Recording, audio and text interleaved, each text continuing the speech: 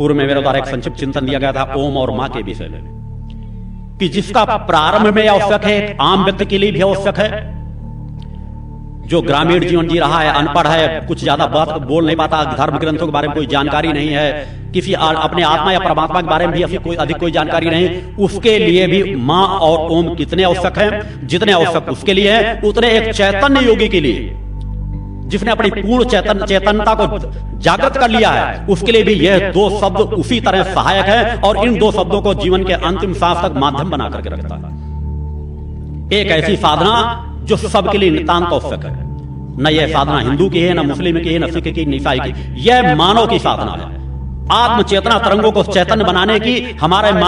जो मानव शरीर हमारे अंदर है, जो मानव शरीर हमको मिला हुआ है, इस मानव शरीर को उस परम सत्ता से एकाकार करने के लिए या मानव शरीर को पूर्णत्व मानव के स्वरूप में ले जाने के लिए वो जो एक बहुमूल्य धरोहर प्रकट सत्ता जो मैंने कहा, मूल शब्द मां, प्रकट का मूल शब्द मां है और द्वितीय शब्द ओम है। इन ओम और मां का चूंकि गहराई से न किसी ने शोधन किया, क्योंकि जब तक हम शोधन नहीं करते या जब तक हम किसी मंत्र को केवल पढ़ लेने मात्र से हम मंत्र के ज्ञाता नहीं बन जाते, किसी मंत्र की जब गहराई या उस मंत्र की इफ्त से जब तक हमारा एकाकार न हो, तब तक उस मंत्र की शक्ति का हम एहसास नहीं कर सकते कि मंत्र की वास्तविक शक्ति क्या है। जिस तरह मां बोल देने मात्र से मां और पुत्र के संबंध नहीं जुड़ जाते, मां शब्द की गहराई क्या है, जब तक हम उस पूरी गहराई को नहीं समझते कि मां के शब्द कहते ही मां और पुत्र के पेज का प्रेम, स्नेह, मां की ममता में कृपा, जब तक वो सभी हमारे चारों तरफ एक छाती नहीं जाए, जब तक मां शब्द की गहराई को नहीं समझ सकते कि मां शब्द कह देने मात्र से नहीं पूर्ण हो जाता। उसी तरह इन ओम और मां का यदि शोधन किया गया होता, उन ऋषियों मुनियों ने तो शोधन किया, अपने शरीर को तपाया और समाज को वह बहुमूल्य बीज मंत्र दिए कि मां और ओम में वह सब कुछ सार समाहित है कि आप किसी भी मंत्र का जाप न करें, किसी भी धर्म ग्रंथों का आपको कुछ भी ज्ञान न हो, इन्हीं दो शब्दों से प्रारंभ करके अपने जीवन के अंतिम अवस्था तक पूर्णत्व तक पहुंचने के लिए दो बीज मंत्र ही आपके लिए सब कुछ पूर्णत्व प्रदान कर सकते हैं। मैंने बताया शरीर की रचना में आकार, उकार, माकार जो स्थूल, सूक्ष्म और कारण शरीर की हैं, जब हम मां शब्द का उच्चारण करते हैं और ओम शब्द का उच्चारण करते हैं तो इससे हमारे शरीर में मंथन होता है। क्योंकि जिस तरह किसी पाइप में या किसी बाटल में कोई चीज गंदगी भर गई हो तो अगर हम उसमें पानी भरकर थोड़ा किसी तरह हिलाते हैं तो बिल्कुल साफ हो जाता है। उसी तरह जो हमारी सुषुम्ना नाड़ी की सुषुम्ना नाड़ी ही मनुष्य की एक ऐसी है जो मनुष्य के कर्मों से प्रभावित होती है, उसे अन्य किसी माध्यम से न विज्ञान चेतन कर सकता न और कोई माध्यम सहायक हो सकते हैं। उसके लिए सिर्फ उसके शोधन करने के लिए ओम और मां ये दो बीज मंत्र है। अनेकों लोग ओम के उसमें भटक रहे हैं कि ओम नहीं लगाना चाहिए, गृहस्थों को ओम का उपयोग नहीं करना चाहिए, यह केवल उनकी अज्ञानता है। समझ नहीं पाते कि ओम का विस्तार क्या है। ओम में पूरी सृष्टि समाहित है, ओम और मां में,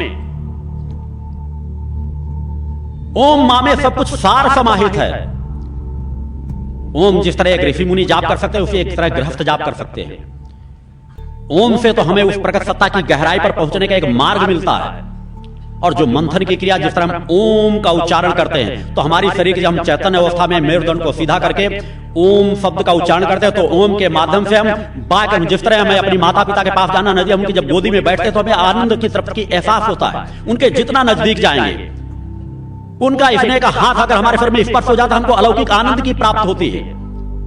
उसी तरह हमारे अंदर जो आत्म तत्व बैठा हुआ है, हम बाहर का स्थूल का जीवन जी रहे हैं, इसमें प्राणवायु हमारी उतनी अधिक सक्रिय नहीं जितनी सूक्ष्म और कारण शरीर में होती है। तो जब तक हम उसके जितना नजदीक जाएंगे उतने हमारे जीवन में एक तृप्ति आएगी, एक नशा आएगा, एक आनंद आएगा। और ओम शब्द का जब उच्चारण करते हैं, कई लोग, अभी मैं कुछ समय पहले एक चिंतन सुन रहा था कि ओम में कह रहे थे कि ओम शिव ने उच्चारण किया था सृष्टि के विनाश के लिए। ये अज्ञानता, इससे बड़ी अज्ञानता और क्या होगी। इनका शोध ही नहीं किया गया। मैं विज्ञान के लिए कहता हूं, विज्ञान चाहे तो इन शब्दों में शोध करके देखे कि एक व्यक्ति जो जरूरत से ज्यादा अशांत हो, असंतुलित हो, ओम शब्द का जब उच्चारण करेगा तो ओम से वह धीरे धीरे गहराई की ओर जाता है, शांत की ओर जाता है, स्थूल से सूक्ष्म, सूक्ष्म से कारण शरीर से होता हुआ उस आत्म तत्व की ओर उसकी चेतना तरंगे जाए। क्योंकि मंत्र आपको बरबस खींच लेगा। क्योंकि जिस तरह अन्न का एक दाना आपके शरीर में चला जाएगा, आप चाहे ना चाहे आपके शरीर में तृप्ति मिलेगी मिलेगी। उसी तरह जब आप ओम का उच्चारण करेंगे तो ओम से आप बाहर से जो आपका चिंतन बाहर भटक रहा होता है, उससे आप धीरे धीरे अंदर प्रवेश करते हैं। आकार उकार से होते हुए उस माकार में पहुंच जाते हैं।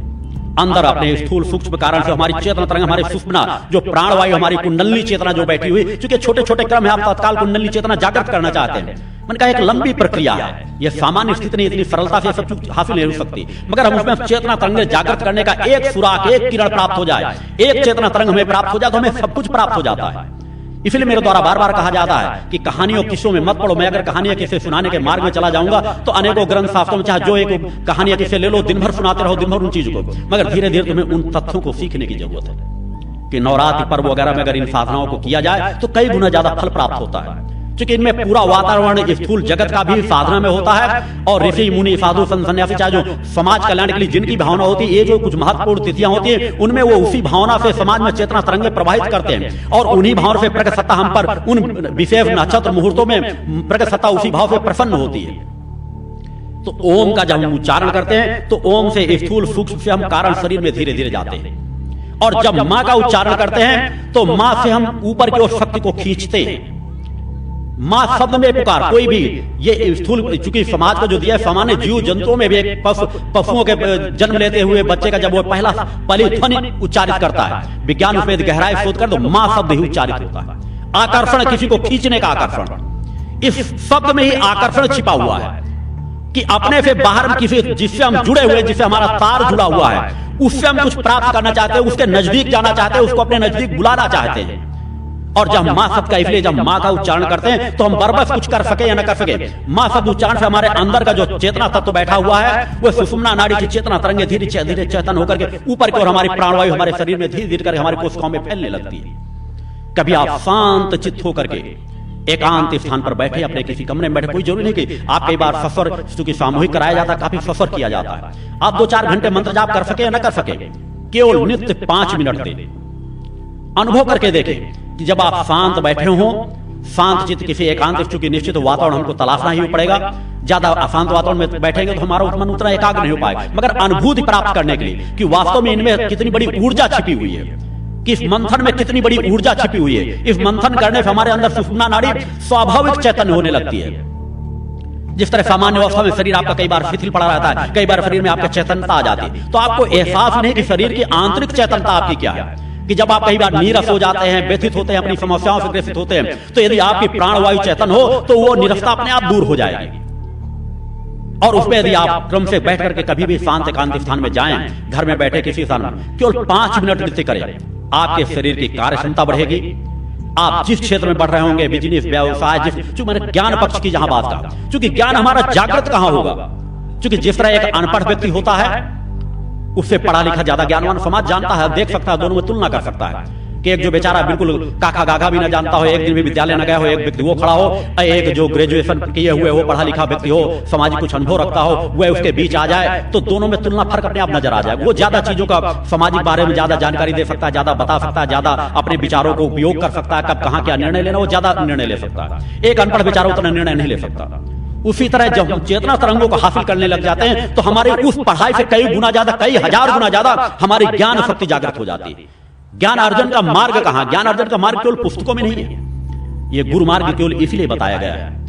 कि हम पुस्तकों से अगर सब कुछ हासिल कर सकते तो हमको गुरुओं की शरण में जाने की आवश्यकता क्या है? गुरुओं की शरण में जाने की केवल इसलिए कि जो चेतनावान गुरु हो वो उन रहस्यों से आपको अवगत करा सकते हैं कि किन रहस्यों पे चलकर, किन मार्गों में चलकर उन्होंने अपनी चेतना को प्राप्त किया है, और उन्हीं मार्गों में चलकर के आप भी उस चेतना को प्राप्त कर सकते हैं।